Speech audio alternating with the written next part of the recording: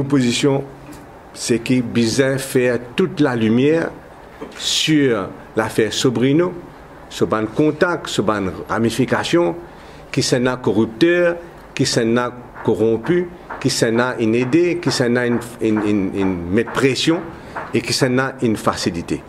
PMSD a envie, premièrement, qui soit une attribution et ce cahier des charges aussi explicite, aussi détaillé que possible. Et second, que ce tribunal-là siège en public.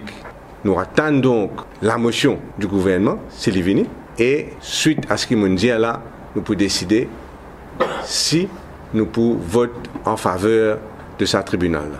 Bon, pas pour rentrer dans la légalité ou pas de la commission d'enquête qui, présidente, fin instituée hier, ou bien pas fin instituée légalement. Nous fin guette bonne attribution tribunal là, et nous pas penser que bonne attribution tribunal est suffisamment élargie. Sobrino et son associé fin gagne 6 PMI. Donc tribunal bien capable prend tout sa bonne condition qui tout sa bonne permis là fin nettoyer.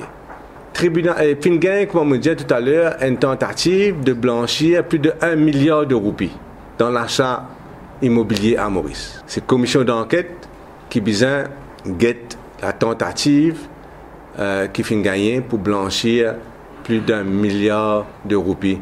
Parce que moins d'informations démontrent clairement que depuis début 2017, Pravin Jagnat au courant de cette transaction. Que la Banque de Maurice c'est fini à viser de cette transaction-là depuis, c'est-à-dire début 2017, c'est-à-dire plus d'1 an de cela. Donc la question c'est pourquoi agir maintenant, Pravin Jagnat. Nous pouvons demander à la présidente qui aujourd'hui, les besoins viennent dire une star witness dans l'affaire Sobrino.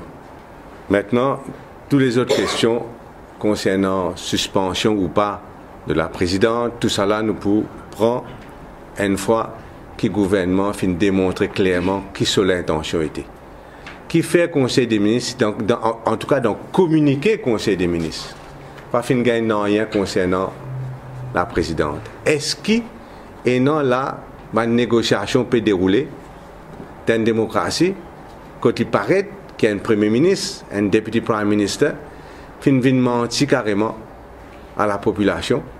En tout cas, si nous avons une version de la présidente concernant cette démission, c'est-à-dire qu'il finit bien avise le gouvernement, le premier ministre et son adjoint, qu'il n'est pas pu démissionner, qui manière, quelques jours après, le premier ministre et son adjoint viennent dire que le président peut aller et une des autres peut aller. L'affaire Sobrino fait une gangrène beaucoup d'institutions dans nos pays.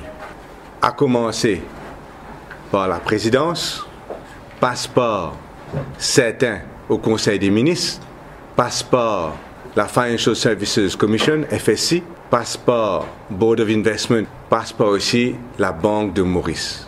Et grâce au PMSD, beaucoup d'affaires concernant Sobrino finissent mettre en public.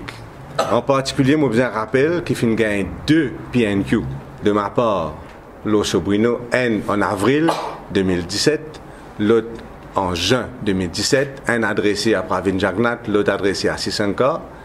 Au niveau Agalega, au fin gain occasion cette semaine-ci, écrire au gouvernement pour demander au gouvernement d'organiser une all-party visite, une visite de tout les partis politiques au Parlement, en tout cas à Galega.